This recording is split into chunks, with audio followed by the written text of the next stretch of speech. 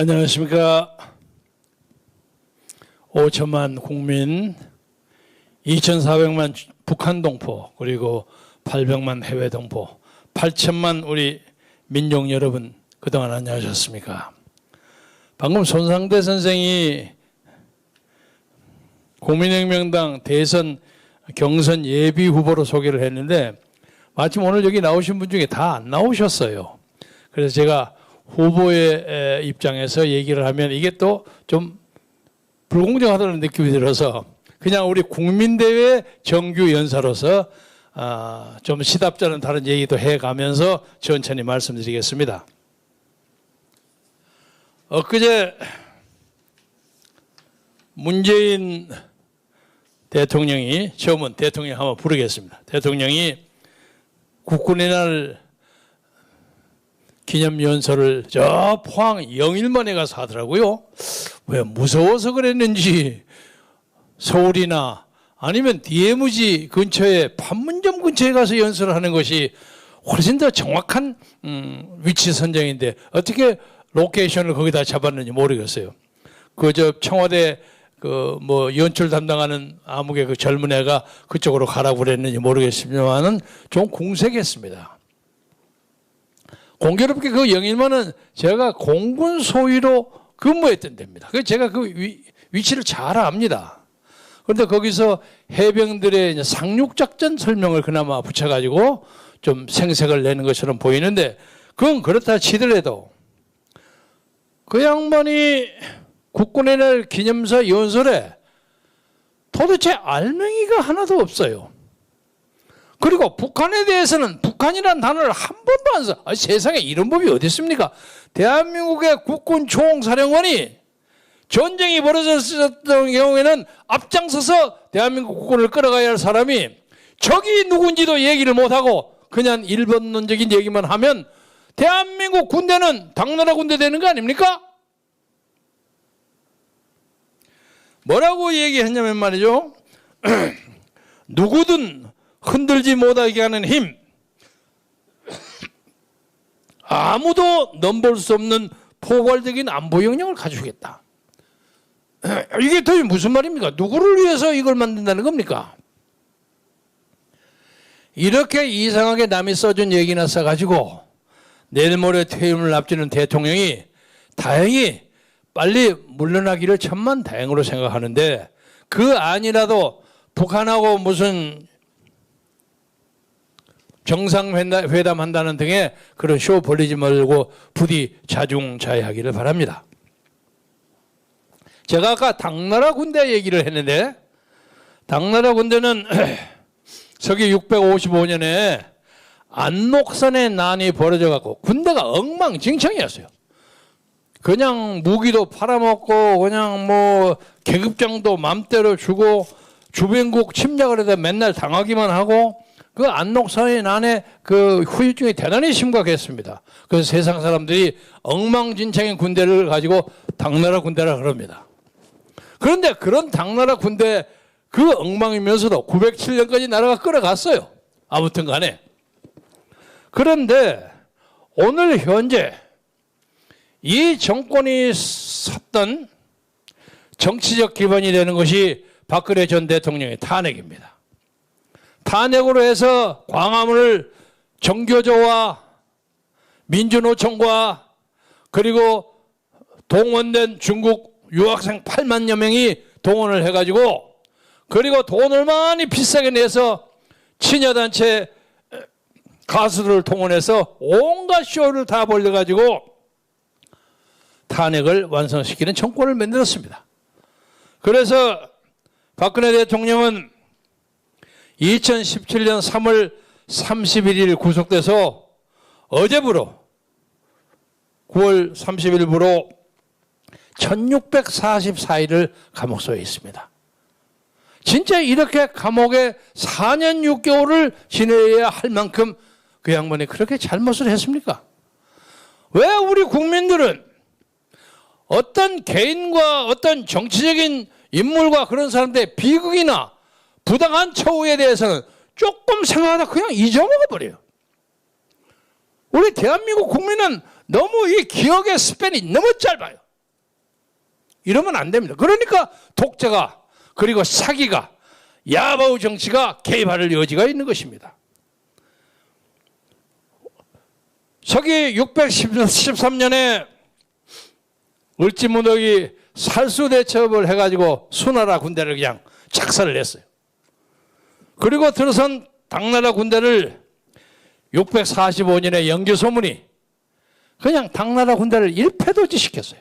그 다음에 당나라 이세민은 또 와서 또 안 돼가지고 누나로 화살 맞고 도망가면서 아유 절대로 고구려는 침범해서는 안 된다 하는 유언을 남겼어요. 그때 여러분이 잘 아는 안시성의 성주 양만춘이가 있습니다.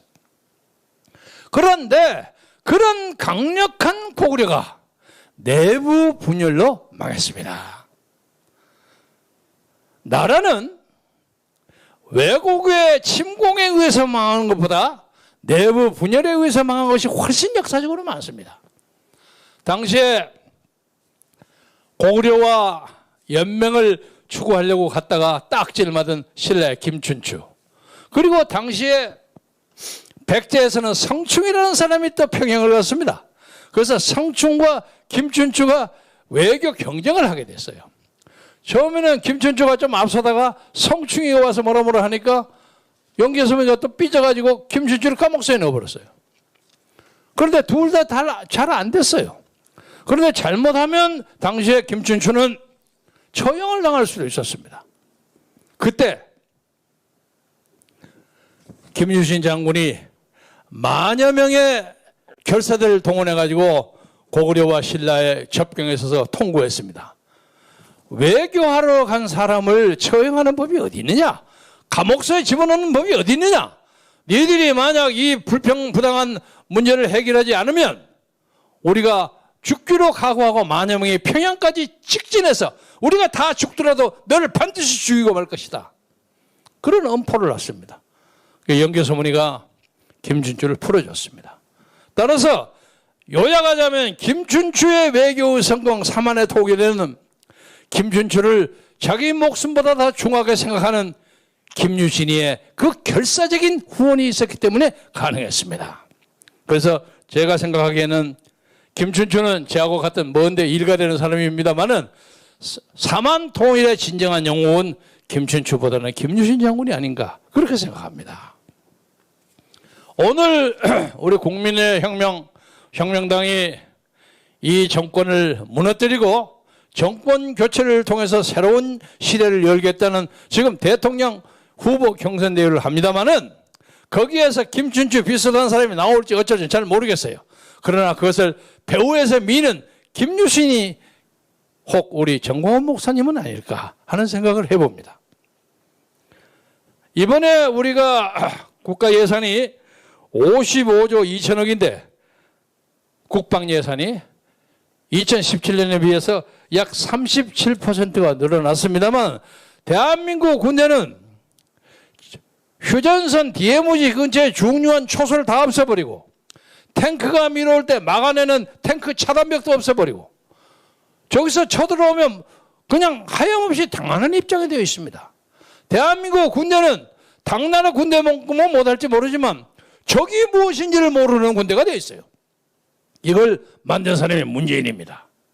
따라서 문재인과 그 아류들을 빨리 대한민국의 정치 국면에서 솎아내는 것만이 이 역사의 정통성을 지키는 가장 중요한 방법이라고 생각합니다.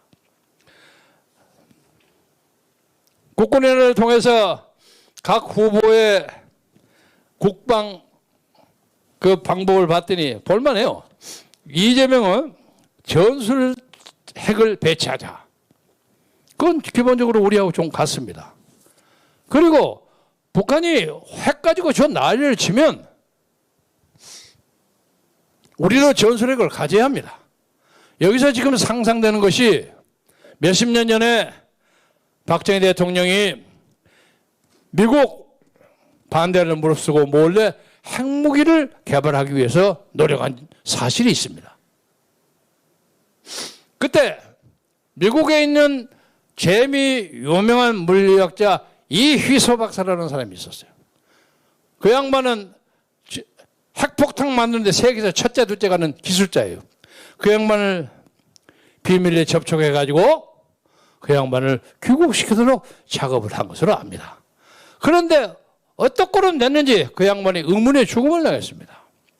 근데 이 죽음이 미국 CIA에서 작업을 했는지 아니면 북한 당시 김일성 커맨드가 했는지 그건 잘 모릅니다만은 아무튼 박정희 대통령은 니들이 자꾸 핵무기 만들고 어쩌고 딴소리하면 우리도 핵무기 만든다는 그런 각오를 가졌습니다. 저는 그것이 옳다고 생각합니다. 그런데 무슨 병역 의무에 따르는 보상 대책을 강구하고 싸움을 해서는 안 되고 이게 영 장난 같은 얘기를 했어요. 윤석열 후보는 복무 중에 자기개발 활용의 기회를 확대한다. 이건 사실은 몇십 년 전에 제가 한 얘기입니다. 저는 군 복무를 직업을 가질 수 있는 전문적인 직업 훈련의 기회로 삼아야 한다는 생각입니다. 그래서 일단 군대를 갈 연령이 되면 특별하게 취직을 하기가 어려운 사람들 군대에 가서 군 복무하면서 자기의 특기 교육을 삼는단 말이에요. 그리고 보험금을 상당히 올려줘라 이거예요. 오래전부터 제가 얘기했습니다.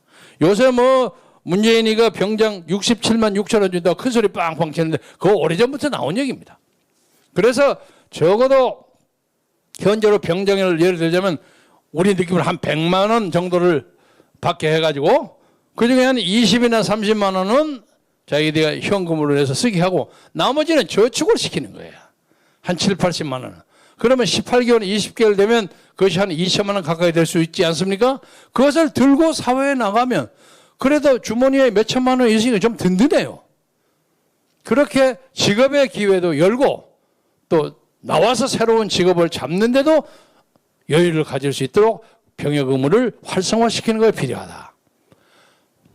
지금 좀 제 다음에 우리 박찬종 선배님이 나오시는데 박찬종 선배님이야 분명히 군대 가셨을 거예요. 본부장교로 가셨죠. 제 또래는 제 정치학과 30명 중에서 군대를 간 사람이 반도 안 됐습니다. 그리고 그때는 큰 돈이죠. 한 300 내지 500만 원만 주면 그냥 제대증을 샀어요. 아유 웃기고 자빠졌어. 아유 그 시대는. 그래서 그걸 가지고 쓱 자랑해서 보여주고 그랬어요. 한심했어요. 그래도 우리나라를 어떻게 지켰는지 신통해요. 그런데 앞으로 우리는 군대 갈 사람이 적습니다. 많이 적어지기 때문에 군대외 지원병 제도도 도입해야 한다고 생각합니다. 그 사람들이 상당한 의무의 병역 수당을 줘야 하는 겁니다. 그리고 지금 아파트 문제도 솔직하게 말하면 아파트의 이 북새통이 모르긴 하지만 한 20년 정도 되면 자연으로 감소되리라고 생각합니다. 왜? 우리나라가 인구 절벽에 차지합니다. 지금도 적은 아파트는 비어있는 게 많습니다. 어제도 보니까 6,800개가 경기도에 비어있더라고요. 그래서 사람들이 아파트 문제도 인구의 증가에 따르는 대책도 고려해서 만들어야 합니다. 그냥 무조건 아파트 지돈 아니라고 그냥 여러분 국민 여러분 내가 500조 내가 100만 동을 만드는 거 그거 전부 허풍입니다. 자기가 돈 내는 게 아닌데 그냥 허풍만 치는 거예요. 그래서 문제는 아파트 값을 내리기 위해서는 세금을 내리고 상속세를 내리고 그래서 아파트의 투기의 가능성을 막는 것이 중요합니다. 그런데 이 사람들을 믿어가는 도저히 안 됩니다. 그래서 정권이 교체되어야 한다는 그런 필요성이 더욱더 강조되고 특히 30몇 조 54조 중에서 35% 54조 2천억 중에서 많이 늘었다고 하지만은 병역에서 예산 낭비가 너무 많습니다. 요새 여러분은 아시죠? 구축안 만들어가 몇 대가 내리 그냥 엉터리로 만드는 거야. 방상업체에 잘못해갖고 사꾸라진 하는 놈들은 감옥에 몇십 년 집어넣어야 합니다. 제가 엊그제도 어디 가서 그 말씀 드렸습니다만은 우리 국민의 먹거리에 관계되는 것에 문제를 삼는 사람. 그리고 법률을 위해서 부동산 투자하는데 변호사, 검사, 판사, 시장, 군수하고 같이 얽어서 저 대장동처럼 아우성 치는 사람들은 그의 나머지 생애 부분, 세상 떠날 때까지 영어로 말하면 the rest of their lives 감옥소에 보낼 각오로 감옥소에 넣어야 합니다. 그래야만 이거 끊어집니다. 근데 우리나라 법이라는 게 웃기고 자빠져가지고 무슨 굉장한 사건이 벌어지는데 막 난리를 쳐 감옥서 넣어서 7년, 8년, 10년 하다가 몇 달을 보면 거리에 돌아다녀. 야, 이거 웬일이야? 특사 받았습니다. 다 이래요. 이게 법에 권위가 없어요. 아까 우리 방금 웅천 스님이 여기서 외치고 가셨죠? 대법관들이 선거사범을 안 해요. 김명수를 탄핵해야 합니다. 국민의힘 욕은 많이 했지만 저는 국민의힘 나중에 또 우리가 협상해야 할지도 모르니까 조금 적게 하자면 그래도 국민의힘은 이번 사건에 윤희수 의원도 있고 곽상도도 있고 다 눈치 보고 나가잖아요. 국회의원을 하는 사람들이요. 국회의원직 버리고 나가는 건 쉽지 않습니다. 솔직히 말해서. 적어도 최소한도의 책임은 지잖아요. 그렇다고 저는 곽상도가 만약에 법률적인 위반 사항이 있다면 그것도 옹호하는 사람이 아니올시다. 그러나 적어도 책임을 질 줄 아는 거예요. 민나 도로보대에서 전부 도둑놈들이야. 그래서 이것은 민주당은 말할 것도 없고 국민의힘도 안 돼. 저 하는 거 보니까. 한신무인직이에요. 뭐 그저 앉아서 대통령 후보들 탄핵한다, 지명대회 한다고 토론하는 걸 보니까 우리도 했습니다만은 무슨 대학생들 학술 토론대회 비슷해요. 진짜. 제가 자랑을 하려고 하는 건 아니라 대학 시절에 제가 대통령상이 유일하게 있었다는 육군사관학교 토론대회 대통령상을 연 2년 받은 경험이 있습니다. 그때만도 못해 하는 것이. 아주 웃겨. 그래가지고 어떻게 대한민국 대통령을 합니까? 그래서 여러분 이번 국군의 날을 다시 맞이하면서 이 나라에게 강군이 있기 위해서는 예산도 많이 투자하고 병력도 많이 보충해야 하지만 가장 중요한 것은 그 군대의 최고 사령관과 그 지도부가 그 군대를 확실히 끌어가지고 무엇이 우리의 적이고 무엇이 우리의 동맹이라는 것을 확실히 아는 그런 결단이 있어야 됩니다. 예를 하나 들겠습니다. 임진왜란이 벌어지니까 부산에서 지금 왜군이 올라오는데 서울에 있었던 선조라는 것은 뭐가 빠지게 도망쳐갖고 신우주로 도망갔어요. 신우주로 도망가서 뭐 쫓아온다고 하니까 그 건너편 중국 그 지구대 사령관한테 우리네 거리 좀 건너가면 안 되겠어. 그러니까 그 사람들이 딱 거절하면서 명분이 뭐 여보시오. 명색 왕이라는 사람이 물러나가면 되겠어. 그렇게 망신을 당했어요. 그런 사람이 어떻게 조선군대를 끌어갔겠습니까? 자, 이승만 대통령을 보세요. 이승만 대통령은 그보다 훨씬 더 악조건 쪽에 있었습니다. 육군 참모총장도 사쿠라 비슷했고, 그리고 뭐 그날은 전부 휴가 다 보내고, 아니 뭐 국방장관은 큰 소리 빵빵 치고 우리 아침에 공격하면 아침은 새벽에 공격하면 아침은 해주에서 점심은 평양에서 저녁은 신우에서 먹겠습니다. 큰 소리 빵빵 치고 염려 없습니다. 각각. 근데 딱 벌어지니까 군사분계선이 침범됐다는 것도 한참 있다는 거예요. 이렇게 악영향 속에서도 이승만 박사는 한국을 떠나지 않았습니다. 즉각 메가드에 전화가 야 메가드 나 좀 만나자. 그래서 수원 비행장 근처에서 만났습니다. 그때 막 인민군의 공격이 치열했어요. 총탄이 날라오고 비행기가 뜨고 그랬을 때도 그 속에서 적지에서 만났어요. 제가 어디 가서 얘기했습니다마는 메가드가 저서 성큼성큼 걸어와. 타고 봐서 아이 메가드 제네럴 당신 지금 보리밥 받고 있는데 우리가 먹는 식거리야. 우리 비켜서 돌아와. 그러니까 메가드가 속된 말에 약호가 팍 죽었어요. 아이 죄송합니다. 그렇게 급할 때도 아쉬운 소리 할 때도 대한민국 대통령으로서 권위를 지켰습니다.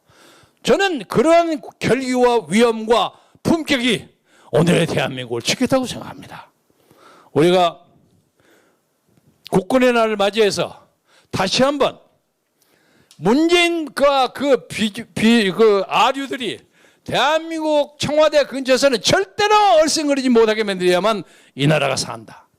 뭐 제가 보기에는 지금 이재명이 저 사람 간당간당해서 뭐 혹시 후보가 될든 어떨지는 모르겠지만 후보가 되는 게 우리에게 유리할지도 모르겠어요. 그러나 후보가 바뀐들 저 사람들 절대로 이 나라의 대통령직을 차지해서는 안 됩니다. 말씀을 마감하면서 하나만 더 드리자면 부정선거의 문제가 심각하게 제기됩니다. 1년 전에 열심히 제가 얘기했는데도 아무도 듣지 않더니 이제서 그냥 뒷북치고 나오는 사람이 많아요. 근데 냉정하게 보십시다. 부정선거를 가지고 이걸 다 뒤집어 엎자. 그것이 현실적인 가능성이 있습니까? 그래서 우리는 부정선거를 잡아야 하는 일하고 대통령 선거를 해야 하는 일이 이 두 가지가 상호 밀접하게 관계가 되는 것처럼 보이지만 상호 배타적입니다. 부정선거 너무 열심히 하면 이거 하다 보면 대통령 선거 제대로 못 하겠단 말이에요. 그래서 그것을 승화시켜서 대법원에서 나오는 개표 재판 이런 것은 그대로 놔두고 우선 작년에 부정선거의 근간이 됐던 사전투표제를 없애고 그리고 투개표 과정의 그 기계 개표기, 투표기 이런 거 계산기를 그걸 체크하고 중앙선거관리위원회를 야당 의목을 훨씬 더 느리고 마지막으로 가장 중요한 것은 반드시 마지막은 수개표로 확인하는 그 제도를 가지지 않는 한 아무리 우리가 70 내지 80%의 표를 땄다고 할지라도 우리의 선거를 깨끗하게 맞을 수가 없습니다. 그러면 여러분들은 그러면 지난번에 시장 선거는 어떻게 이겼냐? 그것이 바로 저쪽 정치 기획자들의 전략입니다. 시장 선거에서 살짝 한번 풀어준 겁니다. 풀어주니까 문제없이 이기잖아요. 봐, 부정이 어디 있어 이 사람아. 그런 소리 하지 마. 이렇게 되는 겁니다. 시장 선거는 맛배기로 한번 보여준 겁니다. 그래서 절대로 그걸 믿지 마십시오. 지금 저 사람들은 이재명이든 뭐 이낙연이든 하다마다 추미애든 누구든지 후보만 만들면 다 조직해갖고 다 만들 수 있다고 자신만만하고 있습니다. 우리가 이걸 이기지 않으면 눈 뜨고 당합니다. 존경하는 국민 여러분, 이제 가까운 시간에 우리의 새로운 시대가 열립니다. 그날을 위해서 열심히 화강처럼 눈을 뜨고 자세히 보면서 새 시대를 맞이할 준비를 하십니다. 여러분의 건투와 행운을 빌어마지 않겠습니다. 대단히 감사합니다. 네.